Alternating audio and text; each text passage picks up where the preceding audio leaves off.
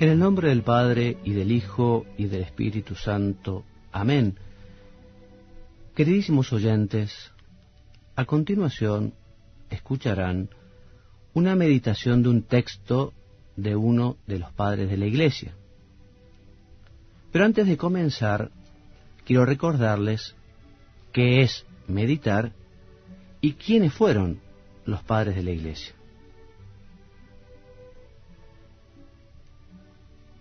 La meditación es una forma de oración, una manera de hablar con Dios. Los comentarios que escucharán quieren convertirse en una ayuda para que puedan comunicarse con el Señor en una charla filial, cercana y cariñosa. ¿Y quiénes fueron los padres de la Iglesia? Fueron pastores, obispos en su mayoría, que vivieron los primeros siglos de la Iglesia. Y ellos, en su predicación, en su enseñanza, en sus escritos, tuvieron que dar respuesta a cuestiones y dificultades morales y teológicas en ambientes muchas veces convulsionados por persecuciones, conflictos internos, por herejías y cismas. Y ustedes dirán, ¿y por qué puede ser conveniente meditar con textos de los padres de la Iglesia? Te voy a responder con la instrucción sobre los padres de la Iglesia en la formación sacerdotal, un documento de la Congregación para la Enseñanza Católica. Este documento nos dice que los padres de la Iglesia son testigos privilegiados de la tradición de la Iglesia.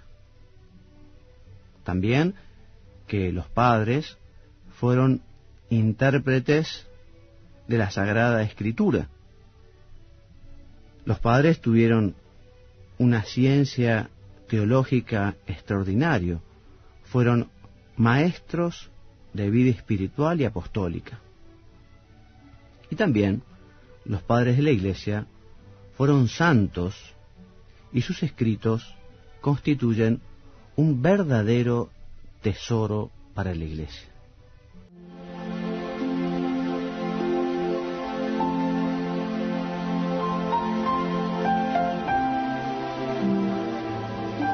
Queridos hermanos, nuevamente para hacer este rato de oración, de meditación, y hoy vamos a procurar meditar un texto muy apropiado, muy oportuno, de San Isidoro de Sevilla.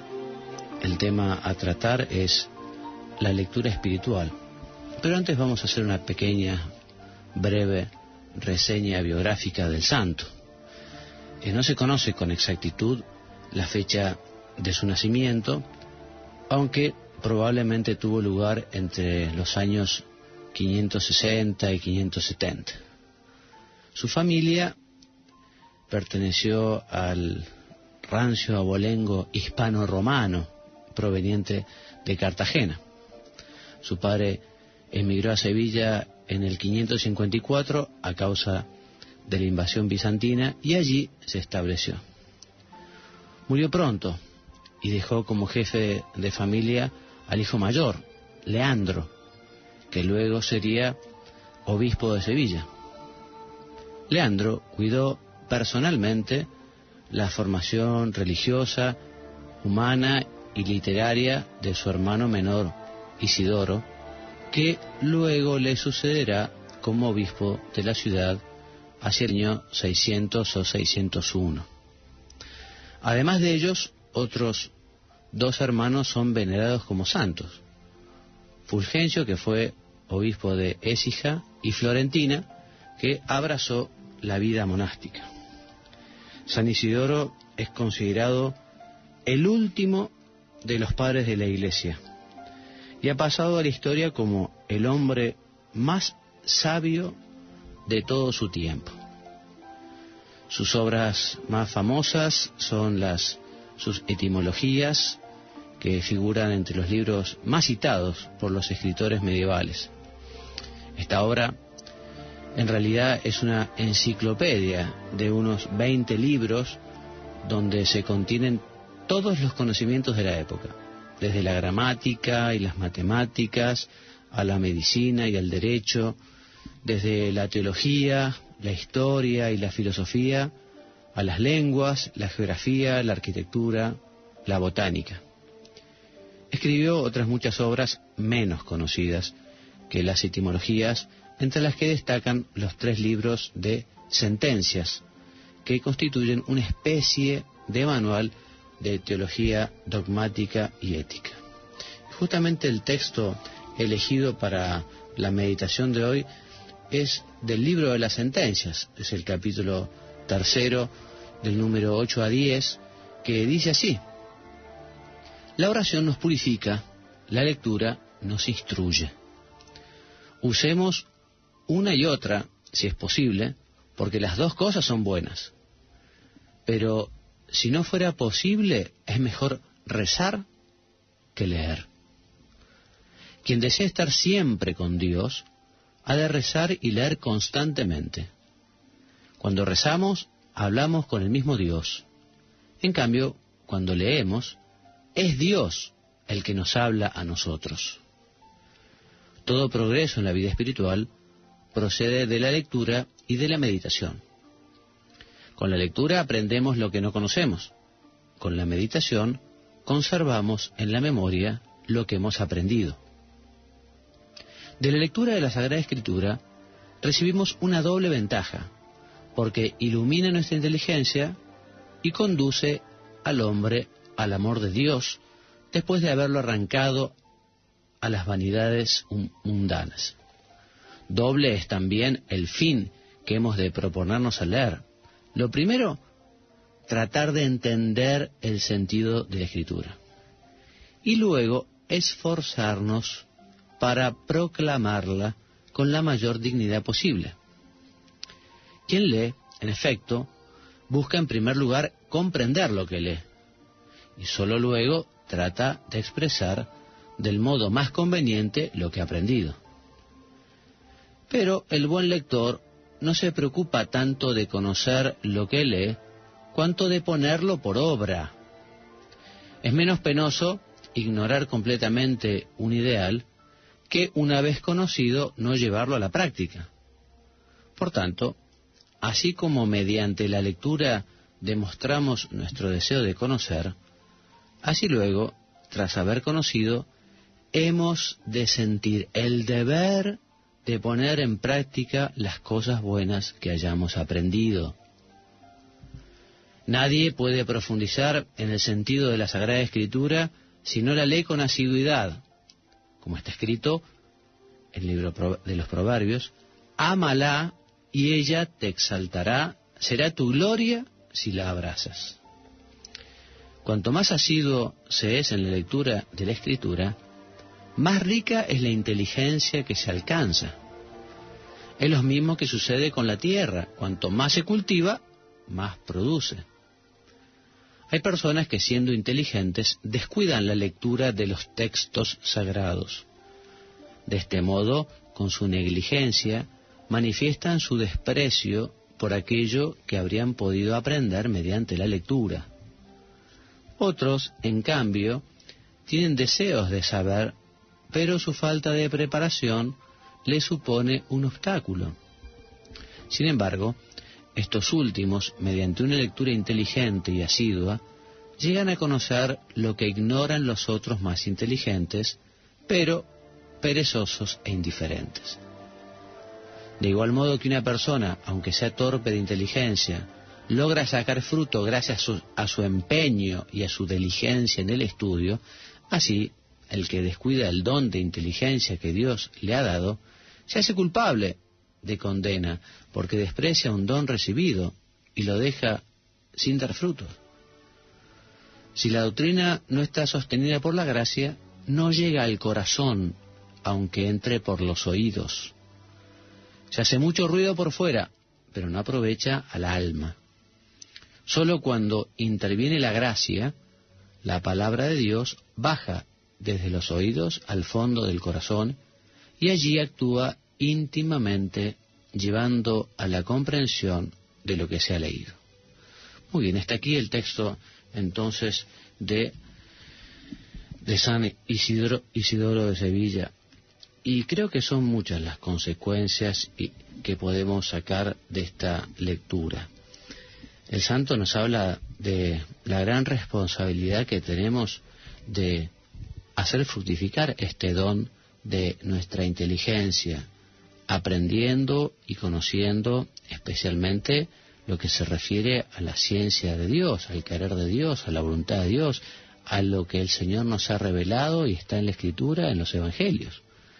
El santo nos decía que el don de inteligencia que Dios le ha dado se hace culpable de condena porque desprecia un don recibido y lo deja sin dar fruto. Es una verdadera lástima que efectivamente haya muchos que no aprovechen ese don de la inteligencia. De hecho, hay una frase que suena muy fuerte, y de hecho es fuerte, pero que es cierta, ¿eh? Muchas veces la ignorancia es el fruto podrido de la pereza.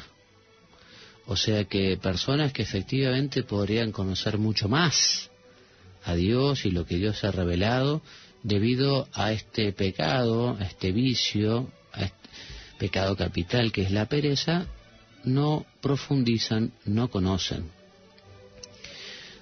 Decía el Papa Juan XXIII en su encíclica Ad Petri Cathedram del año 59, decía: el gran enemigo de Dios en el mundo es la ignorancia, que es como causa y raíz de todos los males que envenenan los pueblos y perturba a muchas almas.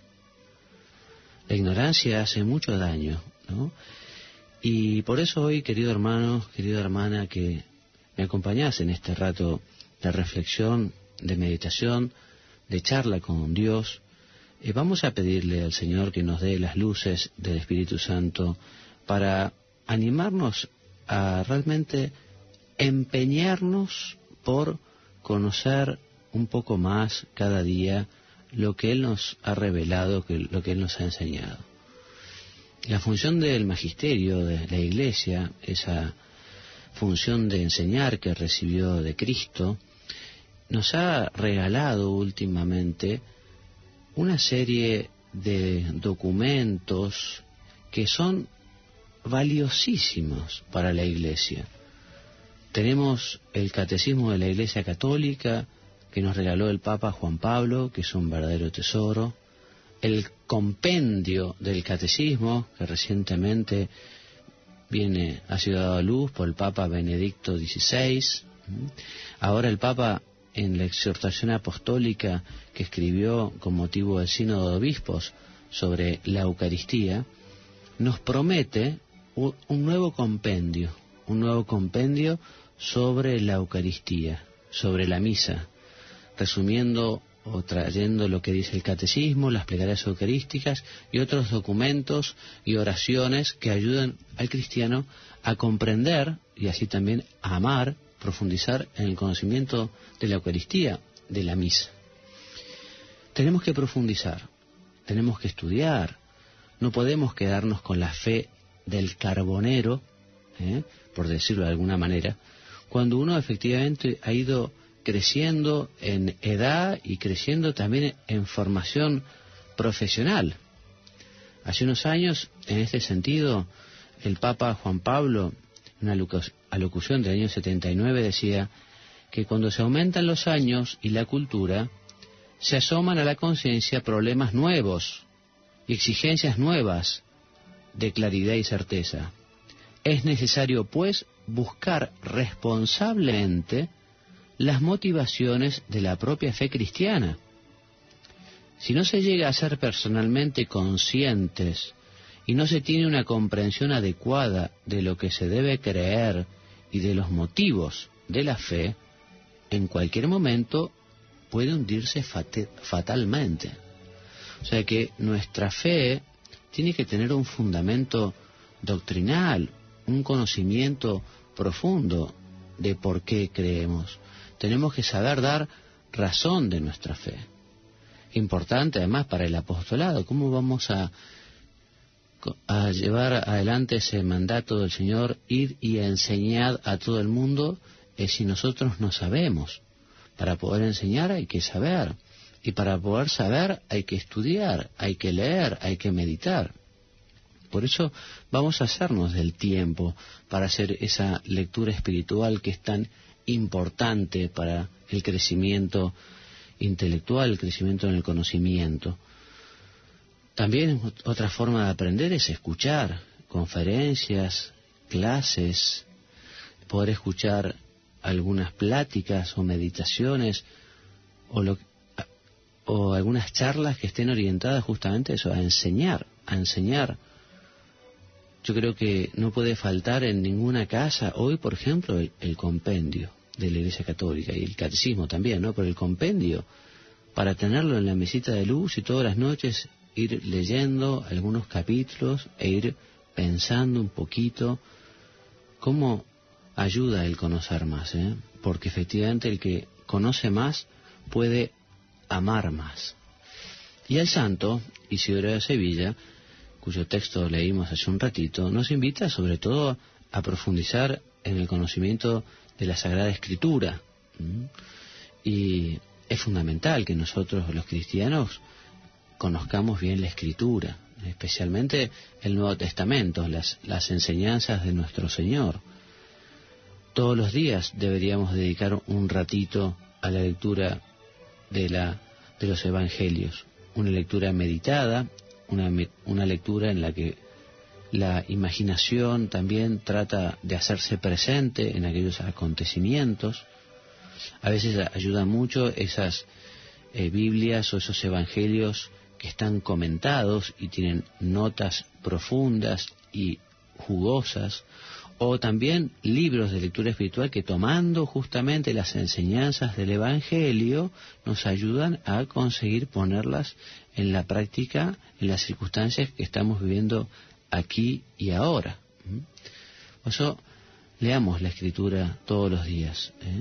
Aprovechemos de un modo particular la lectura del domingo y la homilía. Qué importante es que los sacerdotes preparemos muy bien las homilías. Nos lo decía justamente el Papa Benedicto XVI en esta exhortación apostólica sobre la Eucaristía, de la que les hablaba recientemente. El Papa nos invita a que los sacerdotes preparemos las homilías para poder explicar justamente los textos de la misa, especialmente el Evangelio y las lecturas de la Escritura. Preparar la homilía para poder explicarla, ¿no? Y si uno está predicando a los niños, tratará de enseñar las cosas para que la comprendan los niños. Si son enfermos, se referirá a ellos con especial cariño. Si son mayores, en fin, habitualmente en la misa siempre hay un poco de todo. Hay grandes, chicos, sanos, enfermos, mayores, mujeres. Bueno, qué bueno que es que el sacerdote pida justamente a Dios el don para poder llegar a cada uno de ellos, ¿no? A cada uno. E incluso a veces podrá dirigirse en algún momento a los más chicos, en algún momento a los más grandes, en otro momento a los casados, en fin. En ese sentido, los sacerdotes tenemos una gran responsabilidad en la formación de los fieles, y especialmente en la misa y en la homilía, para explicar, para enseñar. Vamos a pedirle a la Santísima Virgen entonces el saber aprovechar muy bien el tiempo, el saber realmente dedicarnos a lo que es importante. Y es importante cultivar nuestra inteligencia, es importante fundamentar todos nuestros conocimientos, porque, como dice la Escritura también, si nuestra casa está fundada o fundamentada sobre arena, sobre la arena de la ignorancia, la arena de la duda, la arena de la pereza, ¿no? Efectivamente, cuando venga la tempestad, es muy factible que nuestra casa se venga abajo.